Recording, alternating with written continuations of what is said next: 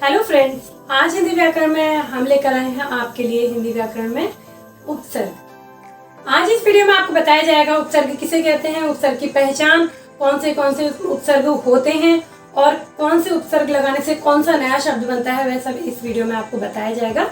तो चलिए समझते हैं उपसर्ग किसे कहते हैं। जो शब्दांश शब्दों के आदि में जुड़कर उनके अर्थ में परिवर्तन या विशेषता ला देते हैं वे उपसर्ग कहलाते हैं। तो यह थी उपसर्ग की परिभाषा, जो थोड़ा कठिन लगी होगी आपको। जो इसमें एक वर्ड आया है आदि। आदि मीन्स होता है शुरुआत में।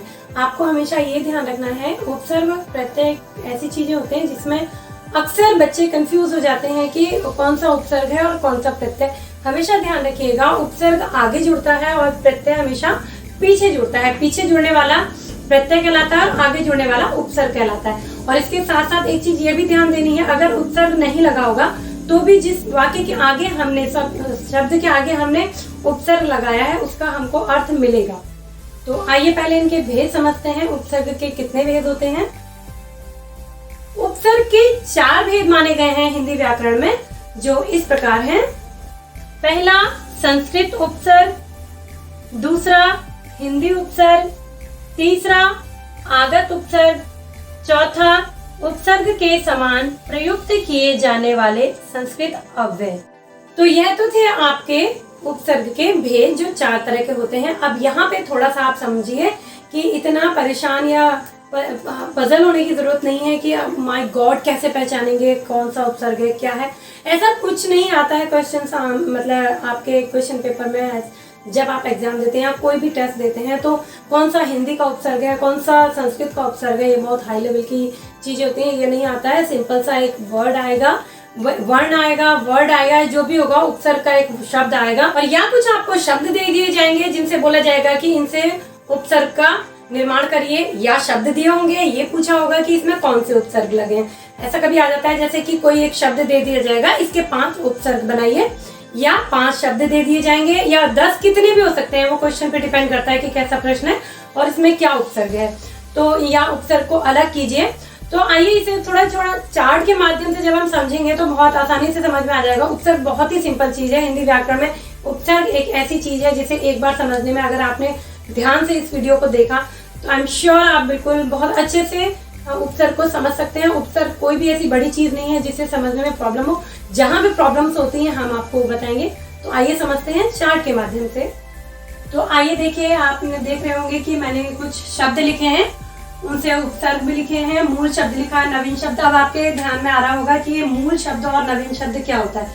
मूल शब्द वो होता है जो ऑलरेडी हमको एक शब्द मिला होता है, और नवीन शब्द वह होता है जब हम जो उपसर्ग हमको बनाने के लिए दिया होता है और जब हम उस उपसर्ग को उसमें जोड़ते हैं तो हमको एक नया शब्द मिलता है। जो पहले से होता है उसको छोड़ के एक नया शब्द जब मिलता है तो उसको हम नवीन शब्द कहते हैं। दोबारा से समझिए, उपसर्ग हमको दिया, उपसर्ग में हमने एक शब्द हमको दिया है, उसमें दिया कि इससे मतलब इसमें जोड़ के नया शब्द बनाइए। तो हमने मूल शब्द यानी कि जो पहले से है, और नवीन शब्द जब हमने उपसर्ग जोड़ा तो उससे हमको एक नया शब्द मिलेगा, उसको हम नवीन शब्द बोलते हैं। आइए अब थोड़ा समझते हैं। उपसर्ग देखा होगा आपने। अब ये जरूरी नहीं है कि आपने देखा कि यहाँ पे हमने ये वर्ड लिखे हैं तो सिर्फ यही है। जितने भी आपके अ से बन सकते हैं शब्द उन्हें आप बना सकते हैं। कुछ चीजें ध्यान देनी होंगी। पहले आप इस चार्ट को समझिए, उसके बाद हम उसको आगे बढ़ाएंगे। जैसे पहला है शब्द हमारा ज्ञान। ज्ञान हमारा मूल शब्द ऑलरेडी हमको मिला है और हमने इसमें हमको अ शब्द मिला है, अ मिला है, उसका उपसर्ग बनाना है। या ज्ञान में क्या जोड़ के नया शब्द बन सकता है? तो ज्ञान में हमेशा आप अ ही जोड़ोगे, अ जोड़ने से ही आपको नया शब्द मिलेगा। तो जैसे ही हम अ जोड़ते हैं, अ उपसर्ग जोड़ते हैं तो हमें मिल जाता है अज्ञान, जो एक इसका अपोजिट भी है। और एक चीज ये भी ध्यान रखिएगा, जरूरी नहीं कि उपसर्ग जब बनाएंगे तो विलोम बने, जरूरी नहीं है। यहाँ पे बना है वो अलग बात है, जरूरी नहीं है। नॉर्मली वर्ड भी बन सकते हैं जो नीचे अभी आपको देखेंगे। जैसे अब दूसरा इसी का सेम, इसी का अ से हमको अब धर्म के लिए उपसर्ग जोड़ना है तो धर्म में भी हम अ ही उपसर्ग जोड़ेंगे तो बन जाएगा अधर्म। यहाँ भी इसका अपोजिट है, इट्स ओके, लेकिन रूल जरूरी नहीं है कि अपोजिट जरूर होगा। दूसरा देखिए अव, अव भी एक उपसर्ग का वर्ड है। अब यहाँ पे काश लिखा है, काश को हम एक मूल शब्द मिला आपको काश, उसके बाद नवीन शब्द के लिए हमको अव जोड़ेंगे जैसे ही, तो इसका हो जाएगा अवकाश। ये अवकाश अब जोड़ने से एक नया शब्द बना। अवकाश मीन्स होता है छुट्टी या हॉलीडे जिसको बोलते हैं। उसके बाद देखिए गुण, गुण में हम अब जोड़ेंगे तो सीधे इसका उल्टा बन जाएगा अवगुण। तो यह भी आपका अब जो हो गया ये उपसर्ग जुड़ा। देन नेक्स्ट है आपका प्र। ये शब्द भी आपने देखा होगा कई जगह जुड़ा होता है, तो जहां भी देखेंगे आप प्र जुड़ा है तो वो हमेशा उसका उपसर्ग होता है। ये ध्यान रखिएगा, ये जो वर्ड मिले हैं आपको, कहीं भी अगर ये वर्ड मिलेंगे आपको, ये वर्ण या ये वर्ड, तो समझ जाइए कि ये उपसर्ग है। इनको हटाने के बाद भी मीनिंग उसकी रहेगी। तो प्र और चार, चार में अगर हम प्र को जोड़ देते हैं तो प्रचार हो जाता है। जब किसी चीज का हम प्रचार करते हैं, पब्लिसिटी करते हैं, तो उसको प्रचार बोलते हैं। देन नेक्स्ट है बल। बल मीन्स होता है ताकत, और जब हम उसको प्र बना देते हैं तो बन जाता है वो प्रबल, यानी कि बहुत ही शक्तिशाली। तो वो आ जाता है आपका प्रबल। नेक्स्ट है आपका कु। अब कु एक आपका उपसर्ग है। अब इसके लिए हमेशा ध्यान रखिएगा, शब्द वो बनाइएगा जिसका जेन्युइन एक मीनिंग होती है। अगर इसको हम हटा दें, नहीं भी बनाए, जैसे कि अगर हमें पहले से पूत शब्द मिला है तो पूत शब्द की मीनिंग ऑलरेडी है, यानी कि अब हम इसको जोड़ेंगे तो एक और शब्द मिलेगा। ये नहीं कि पहले से आप ऐसा लिख दो जिसका कोई मीनिंग ना हो।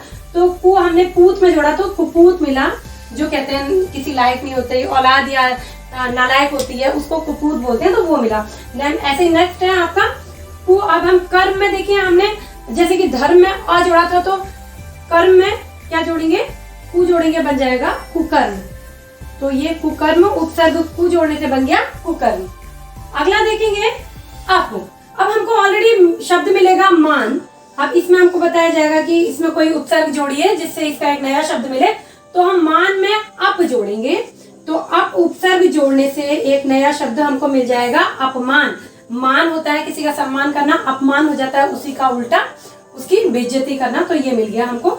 उसके बाद अप, एक और एक बार देखा हमने। फिर अप यश। यश किसी की कीर्ति बढ़ना, किसी की प्रोग्रेस करना, और अपयश यानी कि उसका नुकसान होना। तो यहाँ पर भी ये उल्टा है। और प्लीज एक बार फिर आपको बताया जा रहा है, जरूरी नहीं कि विलोम शब्द में ही आपको उपसर्ग मिले, नॉर्मली वर्ड्स में भी आपको उपसर्ग मिल सकता है। तो ये थे आपके कुछ उदाहरण जो आपने समझे। तो फ्रेंड्स, ये थे आपके उपसर्ग के कुछ उदाहरण। अब ऐसा तो मत समझिएगा कि जितने हैं बस यही उपसर्ग होते हैं। उपसर्ग इतने हैं जितने की कोई अनगिनत है। बहुत सारे शब्द मिलते हैं जिनसे मिलाकर आपको उपसर्ग मिलता है, या उपसर्ग से मिलाकर शब्द बनाया जाता है। लेकिन कुछ ऐसी चीजें हैं, बस इतना आपको ध्यान रखना है, जो आगे आपका लगेगा उपसर्ग, उसको हटाने के बाद भी अगर किसी चीज की मीनिंग आ रही है तो समझ लीजिए आगे का जो दो शब्द या दो वर्ण जो लगे हैं, या एक शब्द जो लगा है, वह हमेशा उपसर्ग में जाएगा। अब कुछ चीजें आपने उपसर्ग या उपसर्ग से शब्द बनाते समय ध्यान रखनी है, तो आइए थोड़ा उस पे ध्यान देते हैं।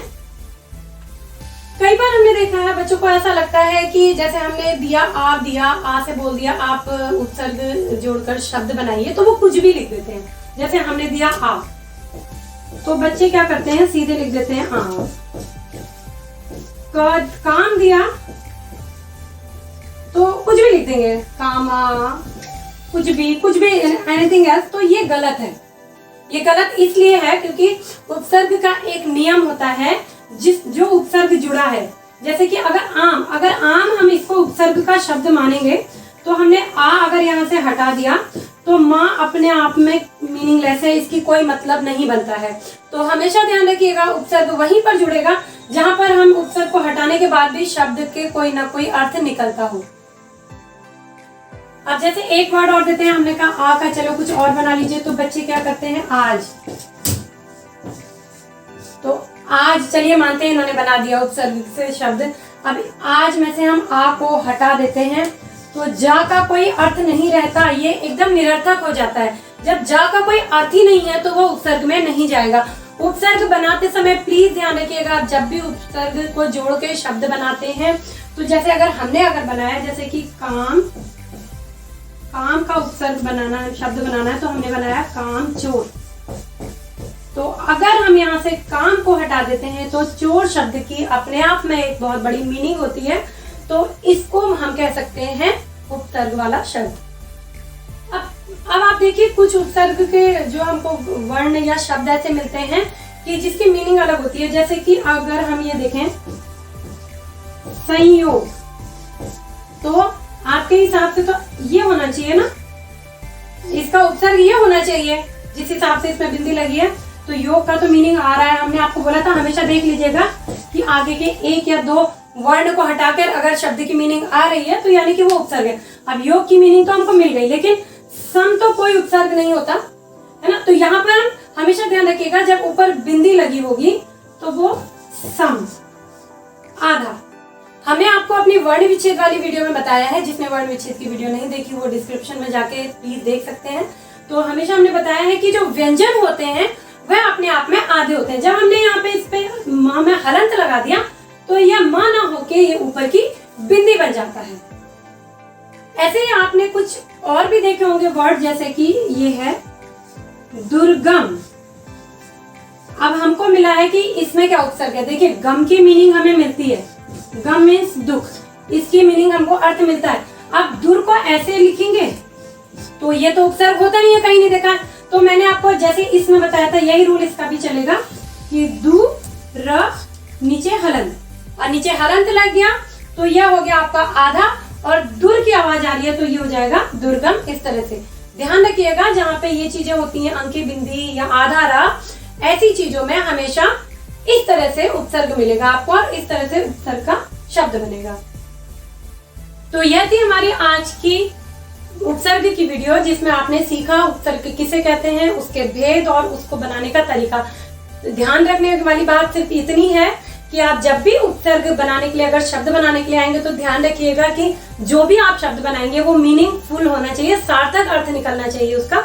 निरर्थक अर्थ यानी कि ये नहीं कि हमने उपसर्ग हटाया और उस वर्ड का कोई फिर मीनिंग ही नहीं रह गया तो वह उपसर्ग नहीं होगा। पहली बात ये ध्यान रखनी है। और दूसरी बात, अगर शब्द में से उपसर्ग छांटने को आ रहा है, उपसर्ग और प्रत्यय दोनों आ गए कि इसमें उपसर्ग है या प्रत्यय, तो आप ध्यान रखिएगा अगर आगे के एक या दो वर्ण को हटाने से पीछे वाले की मीनिंग समझ में आ रही है तो यानी कि उसमें जोड़ लगा है आपका उपसर्ग। यह थी उपसर्ग की पहचान और वीडियो। आशा है आपको यह वीडियो पसंद आएगी। अगर वीडियो पसंद आई हो तो please like, share and comment, subscribe करना ना भूलें। Thank you.